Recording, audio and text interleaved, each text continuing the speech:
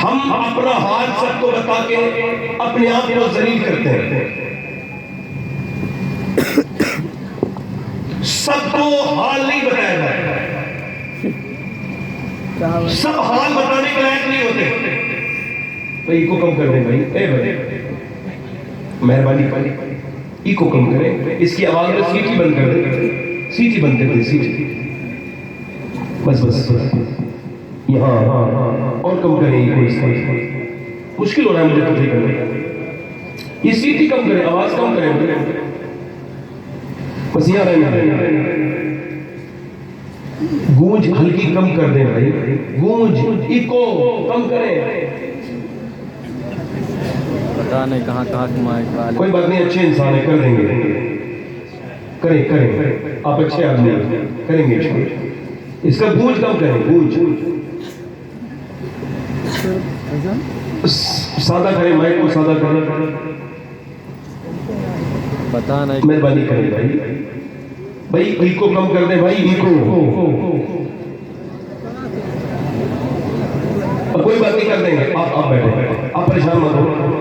دیکھیں ویسے ماحول خراب ہو جائے گا, آپ زیادہ پریشان ہوں گے تو بیٹھ جائے. ایکو کم کریں گے. پتہ نہیں کون جلات پالے رہتے ہیں. ٹھیک ہے, اب میں تقریر نہیں کر رہا ہوں. بس ٹھیک ہے, آواز آ رہی ہے میری. بس ان کے ہاتھ انہیں ہٹا دیں وہاں سے. اب ہٹا دیں.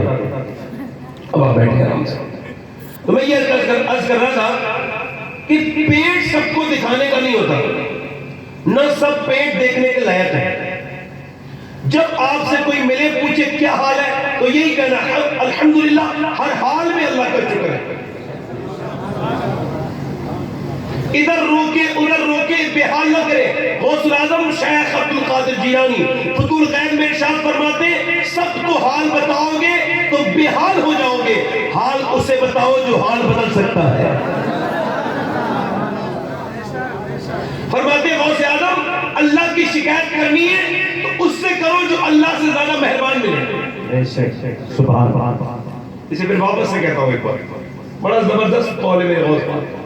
فرماتے اللہ کی شکایت کرنی ہے, شکوہ کرنا ہے نا, تو اس سے کرو جو اللہ سے زیادہ مہربان ملے.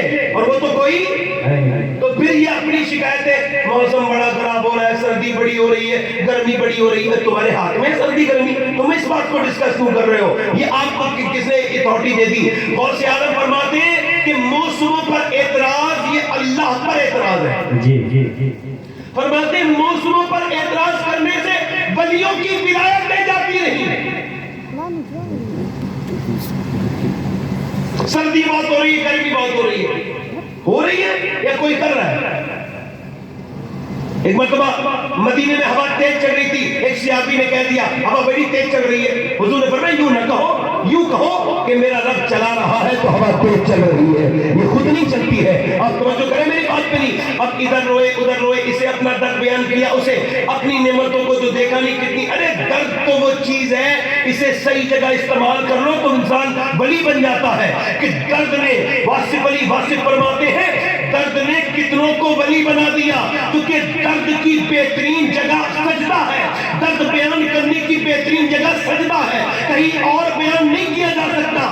یاد رکھیں ہر چیز کا خریدار آپ کو دنیا میں ملے گا, مگر آنسوؤں کا خریدار کوئی نہیں ہے. اگر آنسوؤں کے بہترین کام چاہتے ہو تو وہ رب کی بارگاہ ہے. تمہیں وہاں پر رونا ہے, وہاں پر اپنے رب کو اپنی بات بتانی ہے, اپنی کیفیت بتانی ہے. رابعہ بصری کو طبیعت خراب ہو گئی, رابعہ بصری کی, تو جب تک طبیعت خراب رہی بالکل ٹھیک رہی, جب طبیعت ٹھیک ہو گئی تو رونے بیٹھ گئی. کسی نے پوچھا کیوں روتی ہے رابعہ؟ کہنے لگی اس وجہ سے رو رہی ہوں, میں کہہ رہی ہوں میرے رب مجھے تو نے شفا کیوں دے دی؟ کیونکہ بیماری میں جو تیرا نام لینے میں مزہ آتا تھا اب ٹھیک ہونے میں وہ مزہ نہیں آتا. یعنی جو پریشانی میں بندہ, غوث اعظم فرماتے ہیں بیماری اللہ کی نعمت ہے. کہ اللہ میرے نانا فرماتے ہیں بیماری اللہ کی نعمت ہے. کسی نے پوچھا حضور کیسے نعمت ہے؟ اور میں دیکھو ایسے نعمت ہے, ایک بندہ بیمار ہوتا ہے پورا گھر اللہ کا ذکر شروع کر دیتا ہے.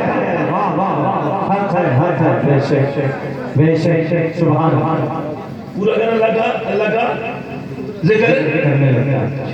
میں کشمیر گیا تھا.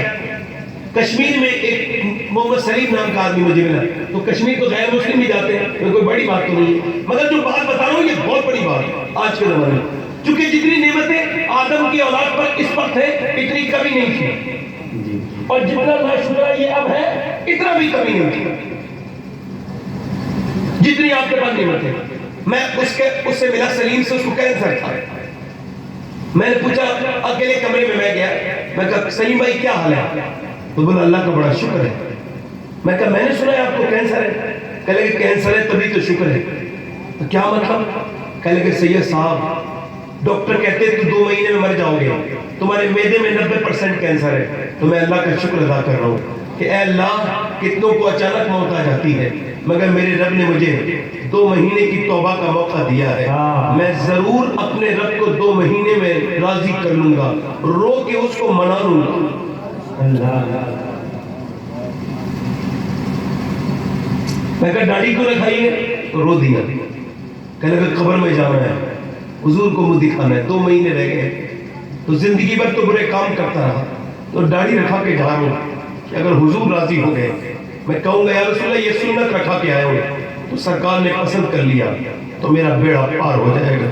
پھر بولا دن تو گزر جاتا ہے مگر رات نہیں گزرتی، میری چھوٹی بیٹی 3 مہینے کی ہے، بڑا بیٹا 3 سال کا ہے، بچوں کو دیکھ کے بہت روتا ہوں کہ میں جیتے جی اپنے بچوں کو یتیم دیکھ رہا ہوں۔ جاؤ اسپتال بھرے ہوئے نوجوانوں، جاؤ جا کے دیکھو اسپتال بھرے ہوئے، اسپتال کینسر کے مریضوں سے، جنہیں کینسر ہے، اور جسے کینسر ایک بار ڈاکٹر لکھ دیتا ہے نا، اس کی سارا غرور ختم، تکبر ختم، بالکل ہمبل، کبھی نہ ہنستا ہے نہ وہ روتا ہے، وہ تو بالکل ڈپریشن کی اعلیٰ سطح پر پہنچ جاتا ہے، وہ اپنے آپ کو بالکل بیکار سمجھنے لگتا ہے۔ وہ یاد رکھو لوگوں، ہسپتالوں میں دنیا آباد ہے، ہر 10 منٹ کے بعد بڑے اسپتال سے ایک جنازہ نکلتا ہے، اور ہر 10 منٹ کے بعد بڑے قبرستان میں 20 منٹ کے بعد ایک جنازہ آ جاتا ہے۔ جا کر کے دیکھو تمہارے میرے جیسے کتنے لوگ دنیا میں آ کے قصہ پانی نہ ہو گئے، اور ہم سب موت کی طرف بڑھ رہے ہیں۔ اے نوجوانوں میں تم سے پوچھتا ہوں، میں آپ سے عرض کرتا ہوں، میرے آقا ارشاد فرماتے ہیں جس کے پاس ایک وقت کا کھانا ہے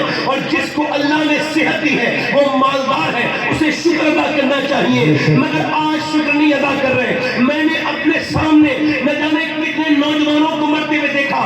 میں اس میں گیا تھا، یہ جو اسپتال ہے اپولو دلی میں، وہاں میں ایک مریض کو دیکھنے گیا تو ایک نوجوان لڑکے کو لے کے آیا گیا، اب پتا چلا اس کو کوما میں وہ چلا گیا ہے، ایکسیڈنٹ ہوا تھا، اس کا باپ پیچھے سے آیا 50 لاکھ روپے لے کے بیگ میں، ڈاکٹر سے کہتا ہے میرے بیٹے کو ٹھیک کرو، یہ 50 لاکھ روپے لے لو۔ ڈاکٹر کہتا ہے دیکھو تمہارا بیٹا کوما میں ہے، پھر ڈاکٹر آ کے کہتا ہے تمہارا بیٹا مر چکا ہے، وہ اپنا پیسہ پھینک کے کہتا ہے کہ یہ دیکھو میرے پیسہ کسی کام نہیں آیا، میرا اکیلا بیٹا تھا، اب میں بوڑھا ہو گیا، یہ میرا اکیلا بیٹا تھا، میری دولت کسی کام نہیں آئی، 10 منٹ بھی میں بات نہیں کر سکا اپنے بیٹے سے، بیٹے کی لاش لے کے جاتا تھا اور دنیا سے کہتا تھا میرے بیٹے کی طرح اپنی جوانی پہ غرور مت کرنا، یہ مت سمجھنا کہ باپ پہلے مرے گا بیٹا بعد میں مرے گا، نہیں نہیں، اتنے بیٹے ایسے تھے جو یہ سمجھتے تھے باپ کے بعد مریں گے، مگر ان کے جنازے جوانی میں باہر نکل گئے، وہ جوانی میں ان کے جنازے باہر نکل گئے۔ سنو امام حسن بصری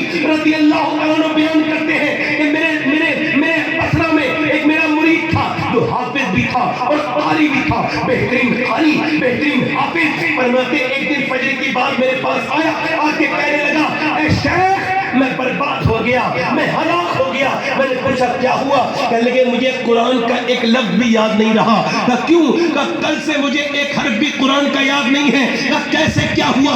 کہنے لگے کل میں دوپہر میں جا رہا تھا بازار میں، ایک لڑکی کا میں نے پیچھا کیا، اس نے بری نظر ڈالی، جب گھر آیا ہوں تب سے لے کے اب تک قرآن دل سے نکل گیا، یعنی میں نے بدنگاہی کی تو میرے دل سے ایمان قرآن نکل گیا۔ میں پوچھنا چاہتا ہوں لوگوں تمہارے دلوں میں کیا ہے؟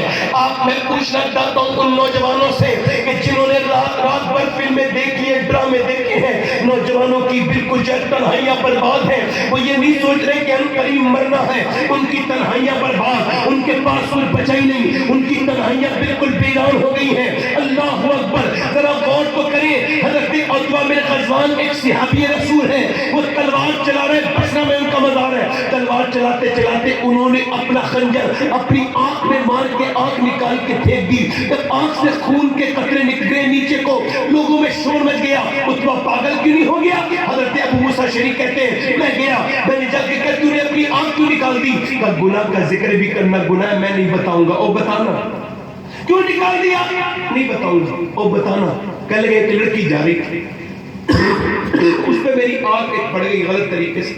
حضور کی حدیث یاد آئی, اللہ کے رسول فرماتے ہیں جو بدنگاہی کرے گا اس کی آنکھ میں جہنم کی آگ ڈالی جائے گی, کیلے ڈالے جائیں گے. تو مجھے